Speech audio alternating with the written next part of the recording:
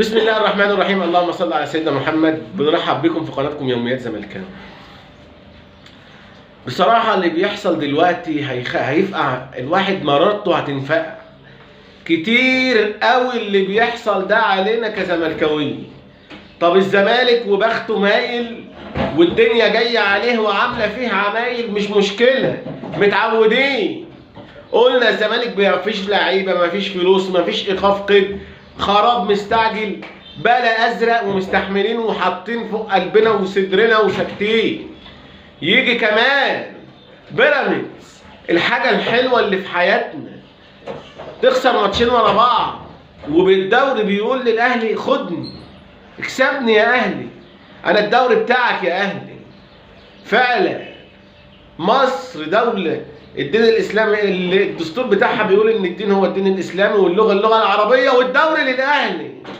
ايه اللي بيحصل ده؟ ايه اللي بيحصل ده يا بيراميدز؟ ايه يا احمد يا شناوي؟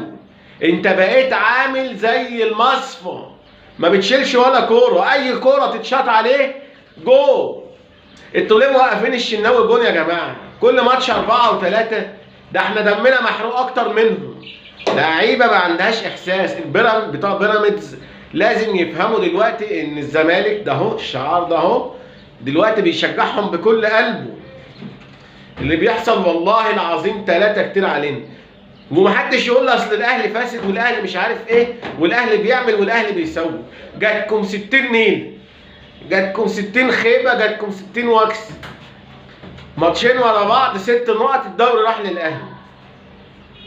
انا مش عارف بصراحه اللي بيحصل لي ده اخرته ايه، يعني هنلاقيها منين ولا منين؟ والزمالك مسكين، مش ما عندوش لعيبه، مفيش فلوس. طب بيراميدز ايه المبرر بتاعك ان انت تقع كده؟ اول لما حسيت ان انت هتكسب الدوري ركبك خبطت في بعضها.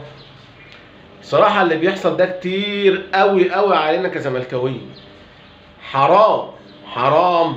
والنادي الاهلي خلي في قلبك شويه رحمه، شويه شفقه. احنا كده كتير قوي قوي اللي بيجرى ده علينا كزملكاويه. بشكركم والى اللقاء في مزيد من الفيديوهات. ما تنسوش تدعمونا بلايك للفيديو واشتراك في القناه وشيروا فيديوهاتنا عشان توصل لاكبر عدد من المشاهدين والمشتركين. والى اللقاء.